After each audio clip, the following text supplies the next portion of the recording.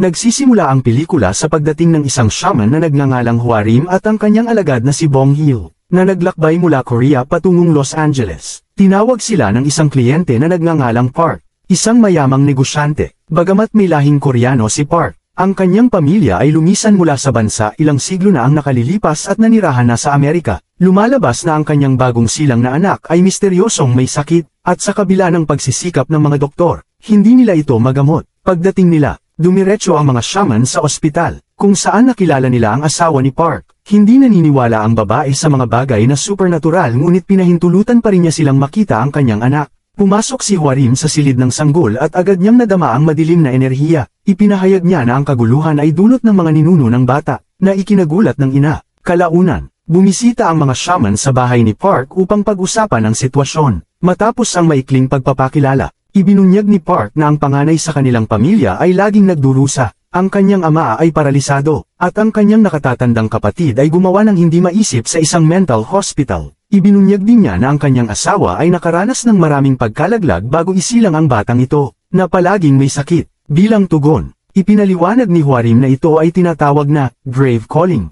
Ibig sabihin ay ang sanggol ay pinahihirapan ng kaluluwa ng lolo ni Park. Sinabi niya na ang lolo ay inilibing sa maling lugar at kailangan nilang ilipat o i-cremate ang kanyang labi. Ipinahayag ni Hwarim na hindi niya ito magagawa ng mag-isa at kakailanganin ng tulong ng iba, na magkakahalaga ng malaking pera. Ngunit hindi alintana ni Park ang pera at handang gawin ang lahat para mailigtas ang kanyang anak. Sa sumunod na eksena, bumalik ang mga shaman sa Korea at nag-recruit pa ng 2 pang tao para sa misyon. Nakilala natin ang isang matandang nagngangalang Sang-jok, isang feng shui expert na nagbibenta ng mga lupang libingan sa mga pinakamayayamang tao. Ang feng shui ay isang sinaunang praktika ng pag-aayos ng mga bagay at espasyo upang itaguyod ang pagkakaisa at kasaganaan. Kasama rin ang isa pang lalaki na si Yong-jon, isang embalsamador na may-ari ng isang punerarya. Matapos ang mga pagbati, ipinaalam ni Hwarim sa kanila ang sitwasyon ni Park. Patay na ang kanyang lolo ng mahigit 1 siglo, at kailangan nilang hukayin ang kanyang libingan sa isang liblib na bundok malapit sa hangganan ng Hilagang Korea. Sa pagdinig sa malaking bayad, agad na sumang-ayon ng 2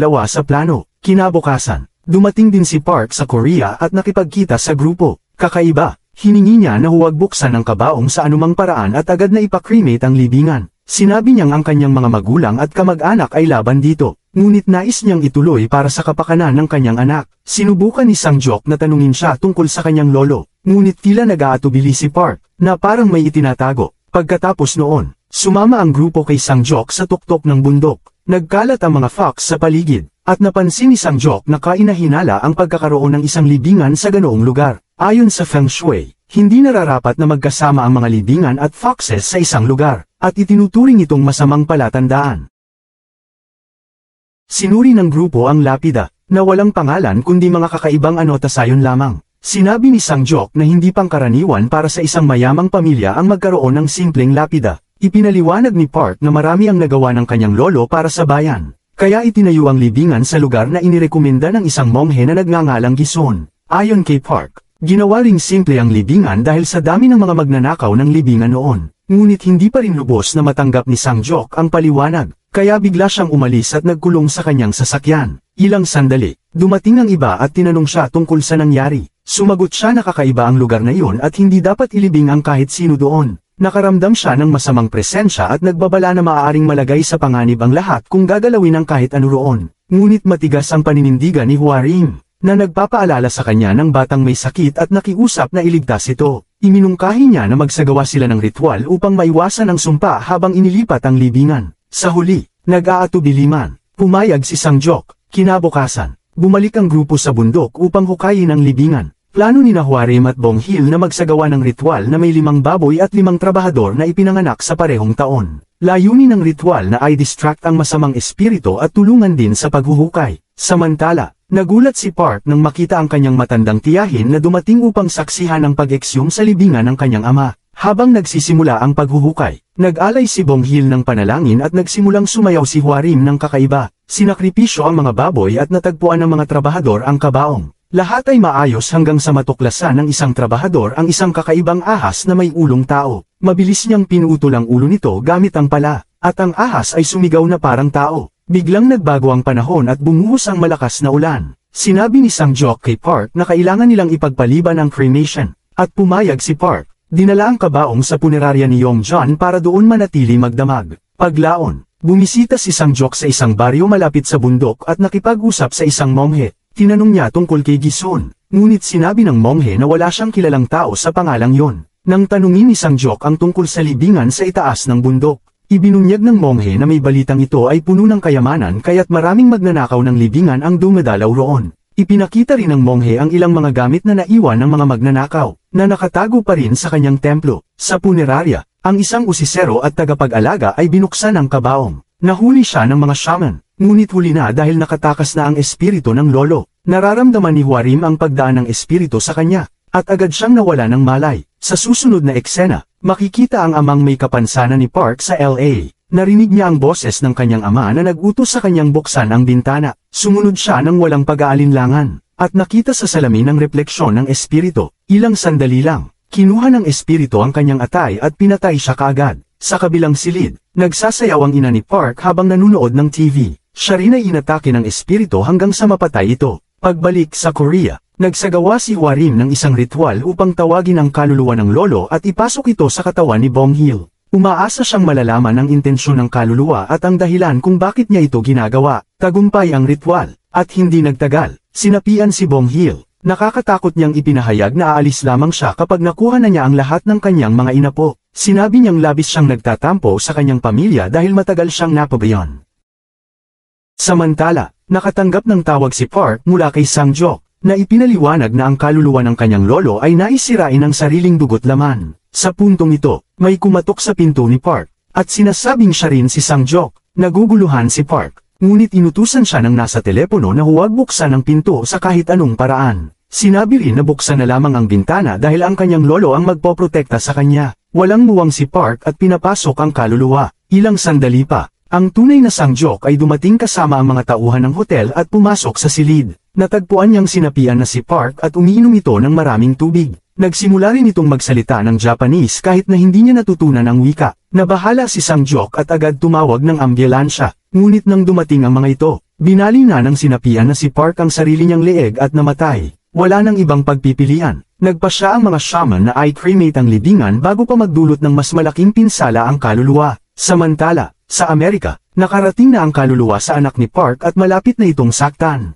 Tinawagan ni Sangjok ang tiyahin ni Park at humiling ng pahintulot na sunugin ang labi ng kanyang ama sa lalong madaling panahon. Ipinilit niyang ito lang ang tanging paraan upang matigil ang mga pagpatay. Bagamat nag-alinlangan ang babae sa simula, sa huli ay pumayag siya. Matagumpay na sinunog ng grupo ang mga labi ng lolo, kasama ang kabaong. Kasabay nito, ang kaluluwa sa harap ng sanggol ay nagsimulang sumigaw sa sakit bago tuluyang naglaho. Matapos tanggalin ang mapaghiganting kaluluwa, bumalik sa normal ang buhay ng grupo, at tila normal na rin ang lahat. Nagpakita na rin ang mga senyales ng paggaling ng sanggol sa Amerika. Makalipas ang isang buwan, nakatanggap si Sangjok ng tawag mula sa isa sa mga manggagawa na pumutol ng ulo ng kakaibang ahas. Simula ng insidente, siya ay naging labis na may sakit at palaging hinahunting ng masamang espiritu. Nang dumating si Sangjok upang makipagkita sa kanya, nakita niya ang manggagawa sa napakasamang kalagayan. Nagsisi ito sa kanyang ginawa at nakiusap kay Sangjok na bumalik sa lugar at bigyan ng maayos na libing ang ahas. Sa sumunod na eksena, bumalik si Sangjok sa lugar ng libingan at nagsimulang maghukay. Sa huli,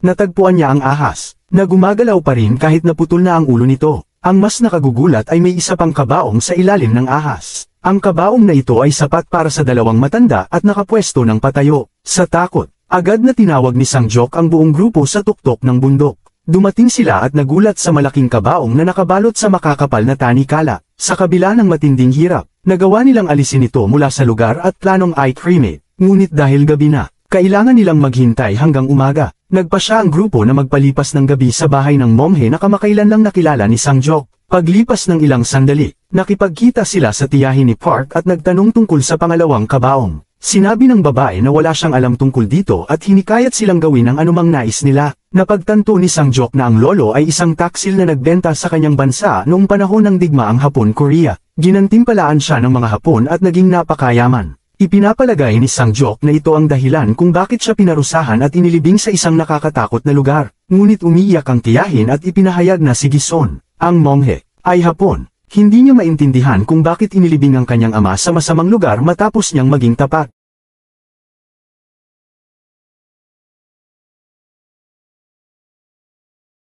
Kinagabihan, habang natutulog ang lahat, nagising si Bonghil sa kakaibang ingay at naglakad upang mag-imbestiga. Napansin niyang maraming atay ng baboy ang tinanggal mula sa mga katawan nito. Sa di kalayuan, nakita niya ang isang malaking figure na kinakain ang katawan ng momhe. Agad niyang ginaisang si Huarim, at tumakbo silang dalawa upang tingnan ang kabaong. Ngunit wala na ito sa loob. Ilang sandali lang, lumapit ang isang malaking samurai at tinanong si Huarim kung sino siya. Nagsalita siya ng Japanese at nagkunwaring isang tauhan nito. Sa una ay naniwala ang samurai at hiningan siya ng sweet fish. Subalit mabilis na nadiskubre ng masamang espiritu ang kanyang panlilinlang at inatake siya. Dumating ang iba sa tamang oras, at matapang na sinaksak ni Bonghil ang samurai, ngunit wala itong epekto. Sa halip, inatake siya ng samurai at nasugatan ng malubha. Biglang tumilaok ang manok, hudyat ng umaga. Ang samurai ay biglang naging bola ng apoy at umalis. Dinala si Bonghil sa ospital na nasa kritikal na kondisyon. Pagkatapos, bumalik si Sangjok sa lugar ng momhe ng mag-isa at sinimulang suriin ang mga gamit ng mga magnanakaw ng libingan.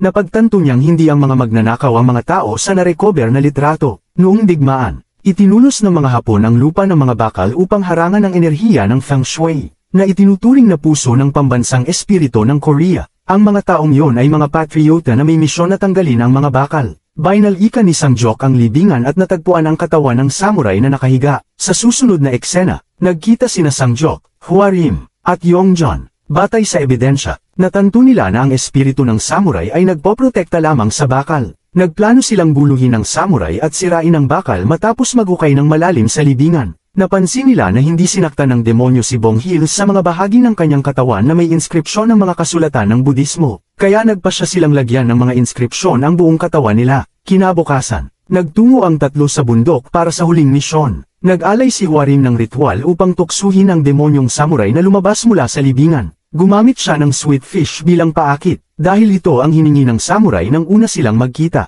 Habang wala ang espiritu, nagsimulang maghukay ang dalawang lalaki upang hanapin ang bakal. Subalit, kahit ilang oras ng paghuhukay, wala silang natagpuan. Ilang sandali, ang espiritu ay naging isang bolang apoy at bumaba sa libingan kung saan naghahanap si Sangjok. Bigla siyang inatake ng espiritu at nasugatan ng malubha. Inihanda ng espiritu ang sarili upang kunin ang atay ni Sangjok, ngunit binuhusan siya ng iba ng dugo ng kabayo, dahilan upang ito ay sumigaw sa sakit. Sa sandaling yon, napagtanto ni Sangjok na ang samurai mismo ang bakal. Nakita niya ang isang bisyon kung saan ipinakunigison ang espada sa katawan ng isang pugot na samurai at ginawa itong gul. Matapos ito, ang libingan ng lolo ni Park ay inilagay doon bilang panakip sa relikya. Nalaman ni Sangjok na gawa sa nag-aapoy na metal ang samurai. Ayon sa Feng Shui, ang tubig ay sumasalungat sa apoy at ang kahoy ay sumasalungat sa metal. Kaya ang basang kahoy ang makakapuksa sa nag-aapoy na metal. Kumuha ang matandang lalaki ng isang kahoy na patpat. Ipinasok ito sa pagitan ng mga paa ng samurai,